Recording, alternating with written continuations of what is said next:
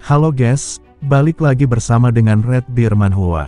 Kali ini Mimin akan melanjutkan komik yang menceritakan tentang perjuangan seorang laki-laki yang berubah menjadi ayah tak tertandingi. Dan apabila kalian masih bingung dengan alur ceritanya, kalian bisa cek deskripsi atau langsung saja menuju playlist yang ada di channel ini untuk memulainya dari part 1. Tanpa basa-basi lebih lama lagi, mari kita lanjut di part 8. Cerita dimulai setelah insiden penyerangan panti asuhan.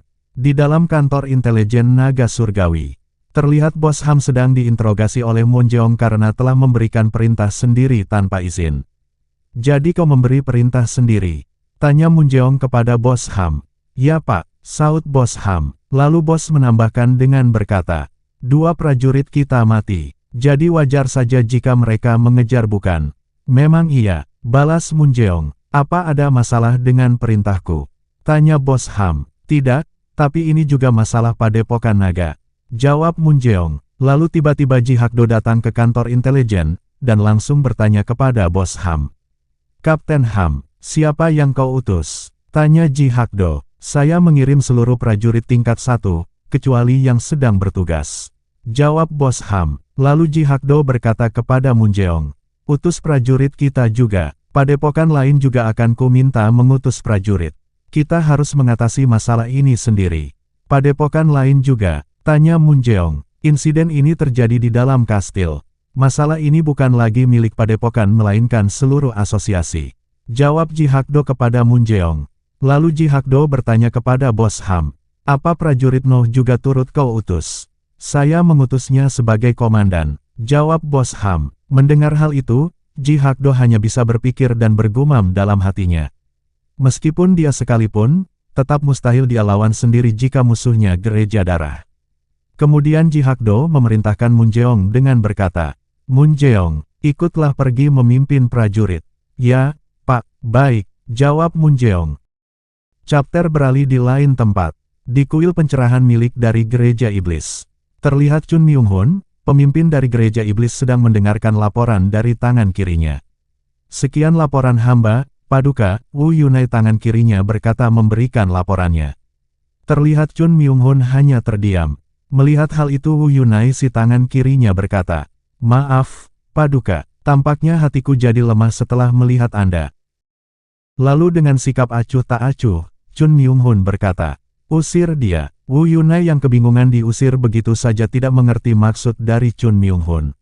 Lalu Chun Myung Hun menambahkan dengan berkata, "Kau bilang sendiri semakin lemah, jadi berlatihlah lagi agar jadi kuat untukku. Luapkan hasrat mudamu." Perintah dari Chun Myung Hun. "Paduka," jawab Wu Yunai. Lalu Chun Myung Hun berkata lagi kepada Wu Yunai, "Kau punya alasan yang bagus, bukan? Gereja Darah kembali beraksi. Sedangkan gereja kita amat membenci sekali yang namanya Gereja Darah." Lalu Chun Myung Hun menambahkan, "Tubuhku terasa kaku setelah berlatih puluhan tahun. Aku juga penasaran bagaimana keadaan yang lain." Bawahannya hanya bisa bergumam mendengar hal itu. "Yang lain?" Lalu Chun Myung Hun berkata lagi, "Ku dengar tidak ada pertarungan baru saat aku mulai berlatih. Mereka pastinya menyimpan tenaga yang cukup. Kalian takkan menyuruhku menyelesaikan masalah dengan diskusi lagi kan?" "Iya kan?" imbuh Chun Myung Hun dengan penuh gregetan. "Hamba mengerti," jawab bawahannya. Kemudian Chun Myung Hun berkata lagi, "Ketika kita memulai sesuatu, kita harus mengakhirinya juga." "Tangan kanan." "Ya Paduka," jawab tangan kanannya. "Utus batalion iblis surga, sekaligus suruh pemurni," perintahnya Chun Myung Hun. "Apa N bermaksud mempersatukan seluruh Cina?" tanya cucunya sekaligus pewarisnya Chun Soso, yang datang dari belakang. "Ah, tanggap juga kau," jawab Chun Myung Hun. Kemudian Chun Soso berkata lagi, "Batalion pencerahan, batalion iblis surga, dan batalion pemurni. Apa ada bermaksud menyatukan dunia ini?" "Kau tertarik?" tanya Chun Myung Hun. "Bukan tertarik, tapi Andalah yang menghentikanku saat pernah memulainya," jawab Chun Soso. "Jadi kau mau coba mengurusnya?" tanya Chun Myung Hun. "Paduka sendiri," tanya balik Chun Soso. "Aku mengejar orang gila saja yang barangkali muncul," jawab Chun Myung Hun. Melihat hal itu tangan kirinya Wu Yunai bertanya, "Apa Anda berniat bertindak sendiri?" Kalau ada yang ikut malah ganggu. Jawab Chun Myung-hun. Lalu tangan kiri berkata, Paduka, Anda adalah pemimpin jutaan umat. Jika Anda pergi tanpa penjaga. Belum selesai berkata, tiba-tiba Chun Myung-hun mengeluarkan auranya dan berkata, Maksudmu, ada orang lain yang cukup kuat melindungiku di gereja ini. Tangan kiri yang ketakutan melihat itu berkata, Saya hanya mengungkapkan kesetiaan. Ini adalah harapan Paduka sendiri, tolong jangan ganggu lebih jauh. Saud Chun Soso yang menyela pembicaraan. Tuan muda, bukankah Andalah yang paling memedulikan Paduka? Tapi kenapa? Tanya tangan kiri Wu Yunai. Kemudian Chun Soso bertanya kepada Chun Myung-hun. Jika aku yang turut menemani, maka tidak masalah, bukan? Boleh saja, jawab Chun Myung-hun. Scene beralih kembali di dalam kastil naga surgawi. Di dalam kediaman MC kita, terlihat Mbok Pengasuh sedang menjawab pertanyaan dari anak-anaknya MC kita. Apa? Aku juga penasaran. Dia bukan orang yang bakal lama meninggalkan kalian. Mbok Pengasuh berkata kepada anak-anak MC kita. Disambut dengan tangis dari dua anak laki-lakinya MC kita. Chapter beralih kepada MC kita yang sedang melakukan pengejaran selama 2 bulan. Terlihat MC kita yang sedang berlari menuruni bukit bersama 4 rekannya bergumam. Pasti ada di sekitar sini. Gumam MC kita. Lalu rekan-rekan MC kita juga bertanya dalam hati. Sialan, berapa banyak sih markas mereka? Terlihat MC kita yang berlari cepat menuruni bukit untuk menuju ke sebuah gua, berpikir dalam hatinya. Semua yang kami kejar mengarah ke sini. Kebanyakan petunjuk juga mengarah ke sini. MC kita melompat jauh dan tiba di mulut goa. Tanpa menunggu lama kemudian MC kita berlari masuk ke dalam goa seorang diri. Yang tak lama kemudian terlihat rekan-rekan MC kita tiba dan saling berkata. Dia seenaknya masuk sendirian. Celaka, dasar orang bodoh. Keparat, dia mau apa masuk sendirian. Kemudian rekan-rekan MC kita menyusul MC kita dan saling berkata. Sial, cabut pedang kalian. Rekan-rekan MC kita berlari cepat untuk menyusul MC kita yang berada di dalam gua. Di ujung gua terlihat MC kita yang tengah terpatung berdiri seorang diri. Terlihat rekan MC kita berhasil menyusul dan terkejut dengan apa yang mereka lihat. Apa? MC kita yang terkejut melihat pemandangan mayat-mayat dari anggota gereja darah telah terbantai. MC kita yang melihat itu hanya bisa bertanya dalam hati. Semua sudah berakhir. Siapa pelakunya? Anak-anak. Di mana anak-anak? Chapter beralih di tengah padang luas. Terlihat beberapa orang berlari dengan kecepatan penuhnya. Terlihat banyak dari anggota gereja darah berlari dengan ketakutan sambil menggendong anak kecil yang diculiknya. Pemimpin kelompok dari gereja darah yang ketakutan hanya bisa bergumam dalam hatinya. Mereka itu monster, bagaimana bisa satu orang mengalahkan kami semua? Aku ingin membuangnya, aku ingin menyerah, gumamnya dalam hati. Tapi pemimpin kelompok gereja darah teringat dengan pesan dari pendetanya bahwa salah satu anak itu bertubuh yang suci. Kita harus tetap menjaga mereka sampai tahu siapa anaknya. Di tengah lamunannya dan pelariannya, tiba-tiba seseorang dari kelompok itu berteriak. Aak! Terlihat seseorang dari kelompok itu terbang melayang lalu hancur menyisakan anak kecil yang dibawanya. Anak kecil yang melayang itu, tiba-tiba seperti ditarik menjauh dari kelompok gereja darah oleh sesuatu. Melihat kejadian itu, kelompok gereja darah berhenti karena ketakutan. Dan pemimpin kelompok gereja darah berkata, monster itu muncul lagi. Selesai berkata seperti itu terdengar kembali suara teriakan dari salah satu orang dalam kelompoknya. Mendengar hal itu pemimpin kelompok gereja darah bergumam memantapkan diri. Kalau memang aku mau mati. Dan kemudian dia berteriak kencang dengan berkata, tunjukkan dirimu, bertarunglah secara adil, teriaknya. Lalu tiba-tiba dari kehampaan muncul sesosok pria dan langsung berkata, adil apakah kalian pantas menjunjung keadilan? Tanya pria itu yang tak lain tak bukan adalah Chun Myung-hun pemimpin dari gereja iblis. Chun Myung-hun yang muncul dari kehampaan dan tepat berada di tengah kelompok gereja darah berkata, tapi jika kalian ingin keadilan, baiklah. Scene kembali kepada MC kita. Di tengah hujan MC kita bertemu dengan Bos Ham. Mundur, kenapa? Tanya MC kita kepada Bos Ham. Sekutu kita memerintahkannya, mereka ingin semuanya lekas kembali. Jawab Bos Ham. Kita belum menemukan anak-anak, penculiknya saja belum ketemu, tegas MC kita, yang kemudian dijawab oleh Bos Ham dengan nada yang sedikit tinggi. Terus kenapa? Perintah tetap perintah. Jelaskan dulu alasannya, tanya MC kita. Kemudian Bos Ham berkata, gereja iblis mulai bertindak. Seluruh dunia dalam siaga 1. Klan pedang sudah menyiagakan prajurit mereka.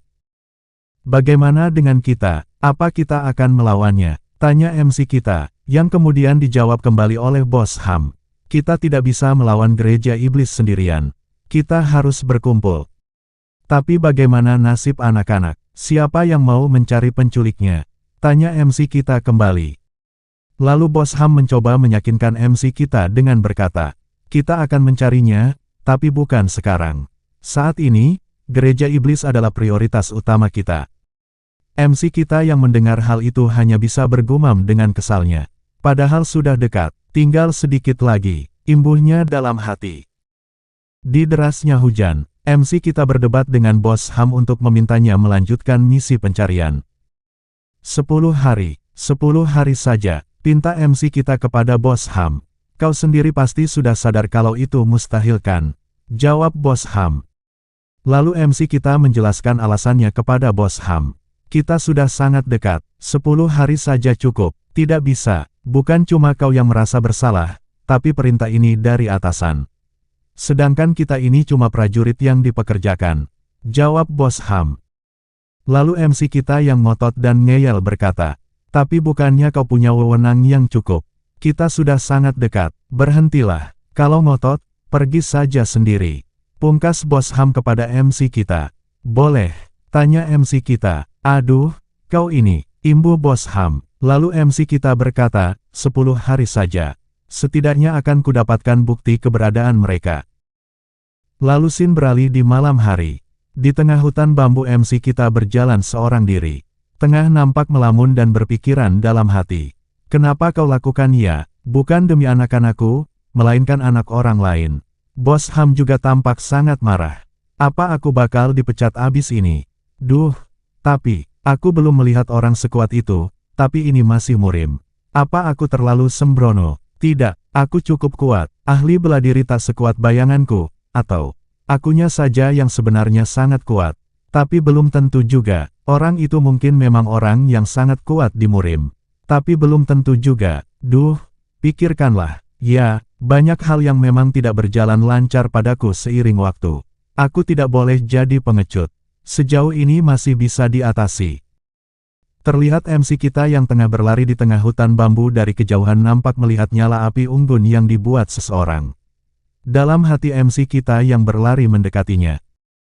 Di sana, kemudian MC kita mengintipnya dari kejauhan. Di balik sembunyinya MC kita bergumam. Ketemu satu, tapi siapa orang itu? Mungkinkah? Orang itu langsung mengetahui bahwa MC kita sedang mengintip, lalu kemudian berkata, jadi kaulah yang selalu membuntutiku selama ini. MC kita yang sudah ketahuan, tak lagi bersembunyi, kemudian dia datang mendekatinya secara langsung. Di saat MC kita sudah berhadapan dengan orang itu, MC kita berkata, di mana anak-anak yang lain? Orang itu yang tak lain tak bukan adalah Chun Myung Hun berkata, anak, kubuang semua. MC kita yang mendengar hal itu pun mulai emosi dan berkata, keparat. Chun Myung Hun yang memperhatikan MC kita bergumam dalam hatinya. Sepertinya dia bukan dari gereja darah. Apa dia orang yang mencoba melawan gereja darah sendirian?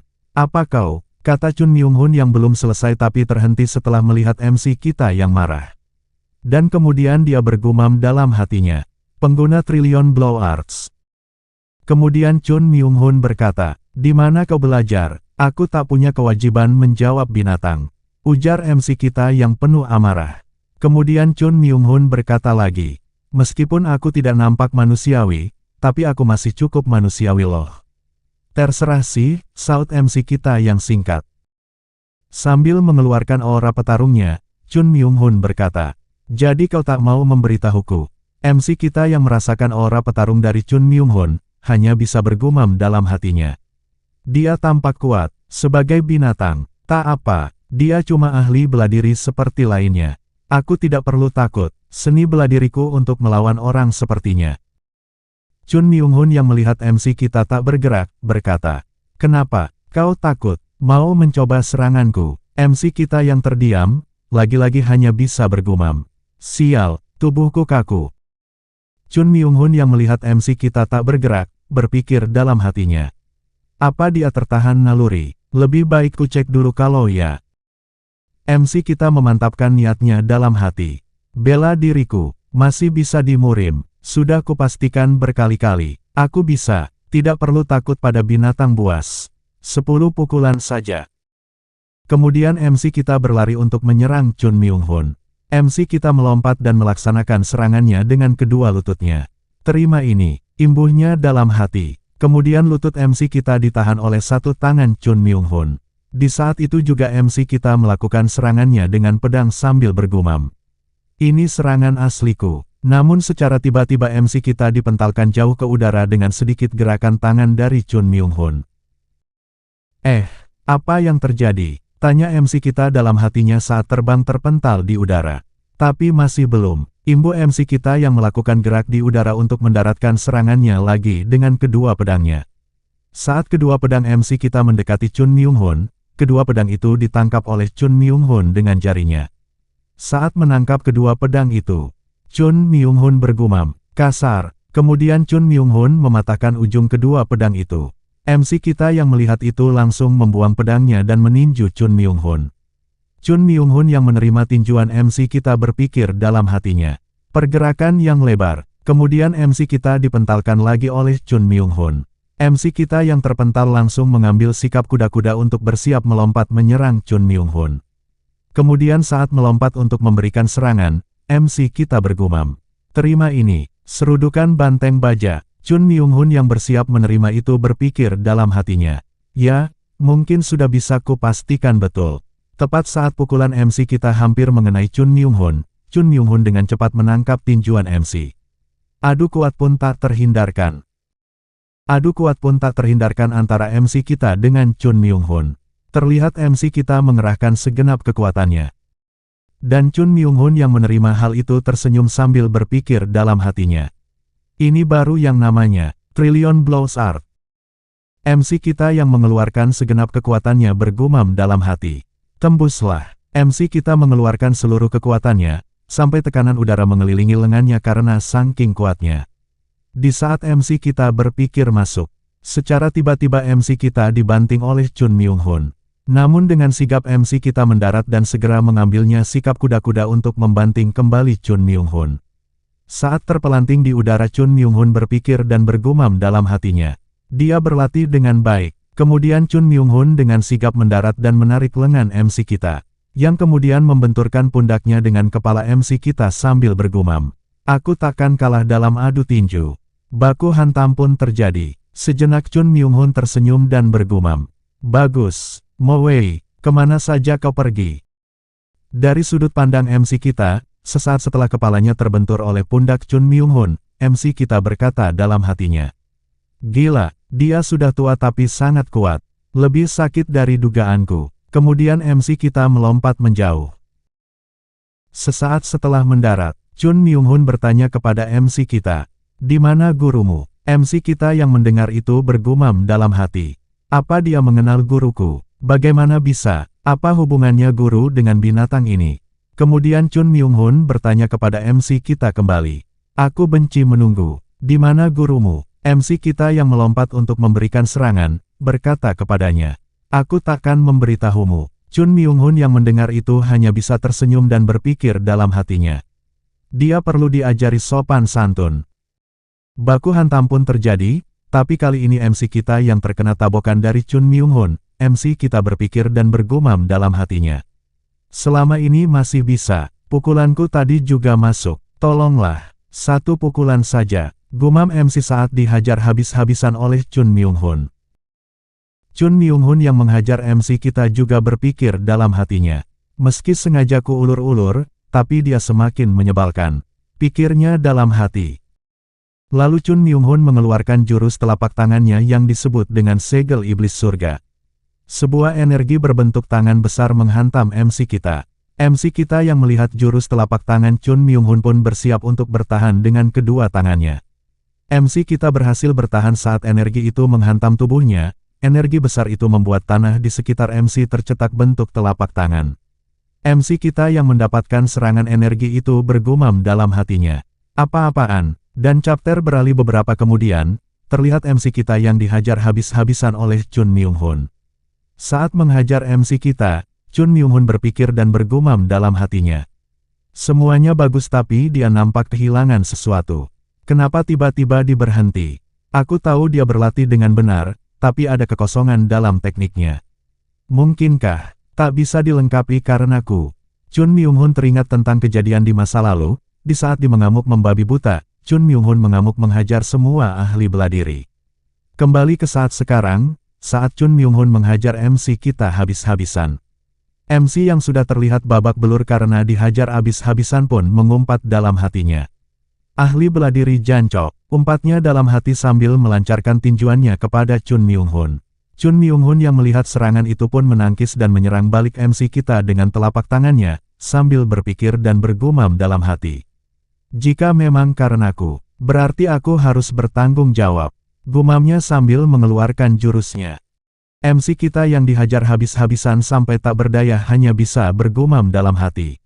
Ahli bela diri, ahli bela diri. Ahli bela diri, aku lupa betapa kuatnya mereka. Kemudian serangan telapak tangan Chun Myung-hun menghantam kepalanya, yang membuat MC kita muntah darah.